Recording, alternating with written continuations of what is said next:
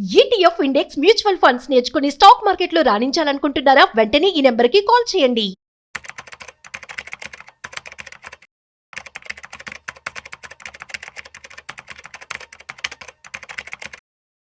నమస్తే, welcome back to Suman TV. ప్రస్తుతం మనతో పాటు ఉన్నారు స్టాక్ మార్కెట్ అనలిస్ట్ సుందరాం రెడ్డి గారు. నమస్తే సార్. నమస్తే మ్యామ్. సార్, మరి గోల్డ్ ప్రైస్ ఇంతలా ఉంది కదంటే 1,00,000 వరకు వచ్చేసింది కాబట్టి కొంతమంది ఆలోచన ఎలా ఉంటుందంటే, లేడీసే కానీ జెంట్సే కానీ మన దగ్గర ఉన్నటువంటి పాత బంగారాన్ని ఈ టైంలో అమ్మేసి కొత్తది కొనుక్కుంటే అంటే అలాంటి చేస్తే గనక నష్టాలు ఎంతవరకు ఉంటాయి, లాభాలు ఎలా ఉంటాయి అంటారు? ఒకటి అండి, ఎందుకు అమ్ముదాం అనుకుంటున్నారు అంటే కొత్త డిజైన్స్ కోసం షిఫ్ట్ అవుదామనా, లేకపోతే ప్రైస్ బాగుంది కాబట్టి అమ్మేసుకొని రేపు పొద్దున డ్రాప్ అయితే మళ్ళీ కొందామనే? కొంతమంది ఏంటంటే పాత బంగారం అమ్మితే మనకి డబ్బులు ఎక్కువ వస్తాయి, ఇప్పుడు ఇంత ప్రైస్ ఉంది కదా, ఎప్పుడో కొన్న వాళ్ళు ఉంటారు కదా సార్. అవును, ఒక 6-7 years బ్యాక్ కొన్న వాళ్ళు ఆ అమౌంట్ తోటి ఏం చేస్తారంటున్నా, ఆ అమౌంట్ తో మళ్ళీ కొత్త బంగారం మళ్ళీ కొత్త బంగారాన్ని తీసుకోవడానికి. రైట్. మీరు ఎప్పుడైనా కొత్త బంగారం కొనుక్కుంటున్నారు అంటే పాత డిజైన్స్ నచ్చక కొత్త వాటికి షిఫ్ట్ అవుతుంది తప్ప రేటు గురించి కాదు అక్కడ. అంతే కదా, ఓల్డ్ బంగారం మారుస్తున్నామంటే ఆ డిజైన్స్ నచ్చక బోర్ కొట్టేసేసి కొత్త డిజైన్స్ లేటెస్ట్ మోడల్ కి అప్డేట్ అవుతున్నారు, అంతే కదా. మీరు ఎప్పుడైనా గోల్డ్ ని కొత్త డిజైన్స్ కి మారుతున్నప్పుడు ఒకటి మీకు మేకింగ్ ఛార్జెస్ ఎక్స్ట్రా ఉంటాయండి. అది ఎనీవేర్ బిట్వీన్ 10 to 20% దాకా ఉంటాయి, డిపెండ్ అపాన్ ద డిజైన్స్ బట్టి. తనుష్క లాంటికి వెళ్ళారంటే 20-25% ఇస్తుంటాడు మేకింగ్ ఛార్జెస్. అంటే దగ్గరలో ఉన్న గోల్డ్ స్మిత్ అయితే తక్కువ రేటుకి చేస్తుంటారు, మొత్తానికి మేకింగ్ ఛార్జెస్ ఇవ్వాల్సి ఉంటుంది. రెండోది బంగారం ప్యూరిటీ, మీరు కొన్న పాత బంగారం యొక్క ప్యూరిటీ మనం తెలుసు, 22 carats 20 carats 18 carats అని. ఇప్పుడు తీసుకునే దానికి ఏ క్యారెట్స్ దానికి డిఫరెన్స్ ఉంటుంది, ఆ డిఫరెన్స్ ఇవ్వాల్సి ఉంటుంది. 3, ఆథరైజ్డ్ గోల్డ్ షోరూమ్స్ అనుకోండి, జిఎస్టీ కూడా కలెక్ట్ చేస్తారు మీ దగ్గర నుంచి. జిఎస్టీ ఉంటాయి. వీటన్నిటికన్నా మించి తరుగుదల అని చెప్పేసి, వేస్టేజ్ ఛార్జెస్ అని చెప్పేసి అవి కూడా పోతా ఉంటాయి, ప్యూరిటీ సరిగా లేదని చెప్పేసి. అందుకని పాత గోల్డ్ మీరు ఏదన్నా మార్చేటప్పుడు ఈ జిఎస్టీలు, ఈ వేస్టేజ్లు, మేకింగ్ ఛార్జెస్ వీటన్నిటిని కన్సిడర్ చేసుకొని మీరు మార్చుకోవటం బెటర్. యూజువల్గా అలా మార్చినంటే మీకు 10 to 20% దాకా డ్రాప్ అయ్యే ఛాన్స్ ఉంది మీ ఓవరాల్ వాల్యుయేషన్. అందుకని గోల్డ్ ఏదైనా చేసుకునేటప్పుడు ప్లెయిన్ సింపుల్ డిజైన్ చేయించుకుంటే అవి ఎవర్ ఎప్పటికీ ఉంటాయి, అవి అలా ఉంచుకోవటం బెటర్ అనమాట. అందుకని ఎక్కువ సార్లు ఈ ఈ గోల్డ్ ఆర్నమెంట్స్ అని నిజంగా ఇన్వెస్ట్మెంట్ కింద వస్తుంటే రావుండవి. ఇన్వెస్ట్మెంట్స్ అంటే క్యాష్ ఫ్లో ఉండాలి ఖచ్చితంగా. మీరు ఎవరైనా ఇన్వెస్ట్మెంట్ కోసం చేస్తున్నారు అనుకుంటే కనుక స్టాక్ మార్కెట్లో గోల్డ్ ఈటీఎఫ్స్ దొరుకుతాయి, గోల్డ్ మ్యూచువల్ ఫండ్స్ ఉంటాయి, వాటిని కొనండి. పెరిగినప్పుడల్లా అమ్మండి, పడ్డప్పుడల్లా మళ్ళీ కొనండి, పెరిగినప్పుడల్లా మళ్ళీ అమ్మండి. ఇలా చేయడం ద్వారా మీకు క్యాష్ ఫ్లో జనరేట్ అవుతుంది, లాస్లో అమ్మాల్సిన అవసరమే ఉండదు. కానీ ఇన్వెస్ట్మెంట్ కోసం కాదు, ఆర్నమెంట్ కోసం అనుకున్నప్పుడు మాత్రం మీరు కొనండి. ఎందుకంటే మ్యారేజెస్ అప్పుడు ఆర్నమెంట్స్ అనేది మ్యాండేటరీ, నువ్వు ఎస్కేప్ అవ్వలేవు అక్కడ.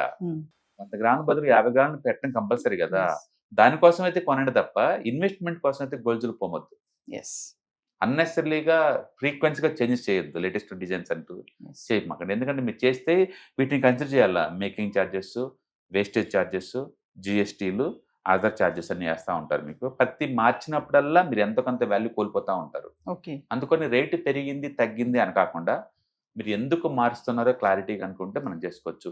ఇండియాలో ఆల్మోస్ట్ 50% రీసైక్లింగ్ గోల్డ్ అండి, పాత గోల్డే బయటకు వస్తుంటుంది. ఎందుకంటే మనోళ్ళు అఫీషియల్గా ఇంపోర్ట్ చేసుకున్నది 5 లక్షల వర్త గోల్డ్. అది కూడా స్విట్జర్లాండ్ నుంచి, గల్ఫ్ రీజన్స్ నుంచి, సౌత్ ఆఫ్రికా నుంచి ఇంపోర్ట్ చేసుకుంటారు. 100కి 100% మన దగ్గరకు వచ్చేది మొత్తం కూడా బయట నుంచే వస్తుంది. 5 లక్షల కోట్ల వర్తది. ఇంటర్నల్గా ఇంకో 5 లక్షల కోట్ల వర్తది రీసైక్లింగ్ అవుతా ఉంది పాత బంగారం అంతా. బట్ వాళ్ళ రిక్వైర్మెంట్ ఏంటంటే మీరు అన్నట్టు ఏదైనా నెసరీ అయ్యి ఉండి అమ్ముతుండొచ్చు, లేదంటే డిజైన్స్ మార్చుకుంటా అమ్మి ఉండొచ్చు అలా. మరి కొంతమంది అనుకుంటారు కదా సార్, ఇప్పుడు 10 గ్రాములు 40,000 60,000 ఉన్నప్పుడు కొన్న వాళ్ళది మరి ఇప్పుడు పెరిగింది కదా, అమ్ముతున్నారు. అమ్మిన తర్వాత ఈ డబ్బుతో ఏం చేస్తున్నారు నేను అంటుంది అది. అమ్మినప్పుడు నేను 60,000 దగ్గర కొన్నాను, ఇప్పుడు 1,00,000 దగ్గర అమ్మేశాను. ఈ డబ్బుతో మీరు ఏం చేస్తున్నారు, మళ్ళీ గోల్డ్ కొనాలంటే మీరు అమ్మటం మంచి ఆర్నమెంట్ వస్తుంది కదంటే కొంచెం ఎక్కువ ఎక్స్ట్రా ఆర్నమెంట్ వస్తుంది అని ఆలోచిస్తారు కదా. ఆర్నమెంట్ ఎక్స్ట్రా ఎట్లా వస్తుంది, మీరు అమ్మిన 100 గ్రాములకు 100 గ్రాములు వస్తుంది, 10 గ్రాములు 10 గ్రాములు వస్తుంది, వాల్యూ మారింది తప్ప కొత్తగా ఏం రాదండి. అందుకని డిజైన్స్ ఏదైనా అప్డేట్ అవ్వాలంటే అవ్వండి, కానీ రీజన్ పెరిగిన రీజన్ కాదు, అది పెరిగిన రీజన్ అయితే ఖచ్చితంగా కాదు.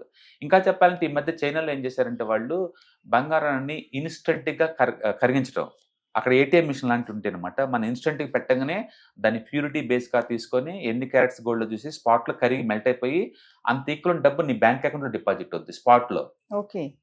ఇది చైనాలో ప్రవేశపెట్టారనమాట, అది బాగా సక్సెస్ అవుతుంది అక్కడ. ఇండియాలో కూడా ఫ్యూచర్లో ఇలాంటి ప్రవేశపెట్టారనుకోండి, ఎవరైనా రెడీమేడ్గా అమౌంట్ కావాలనుకుంటే అంటే స్పాట్లో వాళ్ళ దగ్గర ఉన్న గోల్డ్ ఆ ఏటీఎం మిషన్ దగ్గర పెట్టేసేసి క్యాష్ కన్వర్ట్ చేసుకుంటారు. ఇది లీగల్ ప్రొసీజర్ కాబట్టి అందులో డూప్లికేషన్ ఉండవు అనమాట. బహుశా ఫ్యూచర్లో కూడా అలాంటి ఏదైనా వస్తే బాగుంటుంది. ఎందుకంటే వేరే అసెట్ క్లాస్ అన్నిటికీ లెక్కలు ఉంటాయి గవర్నమెంట్ దగ్గర. నేను బ్యాంకులో డిపాజిట్ చేశావు, గవర్నమెంట్కి లెక్కలు ఉంటాయి. Yes. నువ్వు ల్యాండ్ బ్యాంకులో పెట్టావు, గవర్నమెంట్ దగ్గర లెక్కలు ఉంటాయి. స్టాక్ మార్కెట్లో పెట్టావు, లెక్కలు ఉంటాయి. గోల్డ్కి లెక్కలు లేవండి.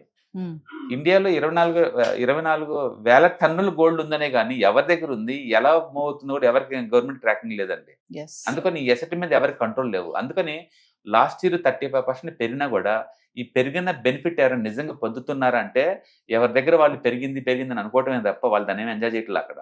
Yes. ఎందుకంటే క్యాష్ ఫ్లో లేదు కదా, Hmm. క్యాష్ ఫ్లో ఏం లేదు. అంటిల్ మ్యారేజ్ ఏదైనా ఇంట్లో వాళ్ళకి అవుతుంటే అప్పుడు ఆ గోల్డ్ వాడుకోవటం తప్ప అదర్వైజ్ దానివల్ల ఏమి ఉండదండి. Yes. అది పెరిగిన నోషనల్ పేపర్ లాస్ లో పేపర్ గెయిన్ ఉంటాం కదా, అలాగని ఇది కూడా నోషనల్ గెయిన్ కింద లెక్క అంతే. సో అట్లా చేస్తే మాత్రం నష్టమే కానీ లాభం అయితే ఏముండదు అంటారు. ఫ్రీక్వెన్సీగా మీరు ఆర్నమెంట్స్ మార్చడం వల్ల చాలా లాస్ ఉంటుంది. Yes. ఫ్రీక్వెన్సీగా అదే దాని అసలు ఇన్వెస్ట్మెంట్ అనకూడదు మనం, Hmm. వేస్టేజ్ ఎక్కువ ఉంటుంది కాబట్టి. Yes. ఇన్వెస్ట్మెంట్ అంటే ఏంటంటే క్యాష్ ఫ్లో ఉండాలి, దాని ద్వారా ఎంతకంత అమౌంట్ మనకి బ్యాక్ వస్తూ ఉండాలి.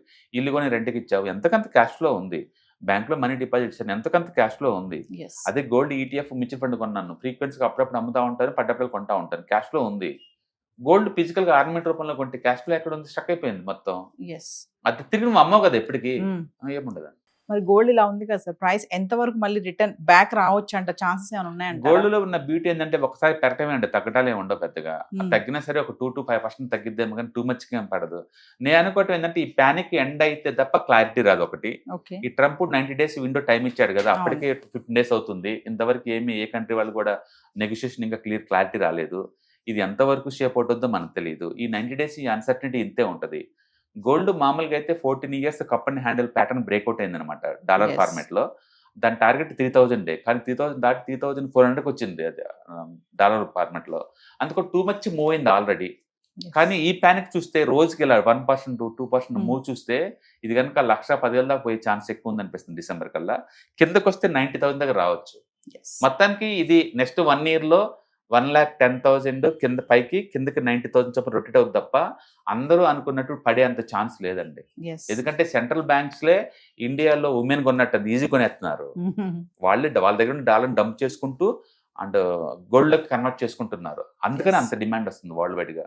అందుకని ప్రాబ్లం ఇండియన్ సెంట్రిక్ కాదు, ఇండియాలో ఉన్న మ్యారేజ్ సీజన్ కాదు, అది వరల్డ్ వైడ్ గా వచ్చే హ్యూజ్ డిమాండ్ అది. Yes. సో కాబట్టి అది ఎంత దూరం పోతుందో ఎలా షేప్ అవుతుందో మనకు తెలీదు.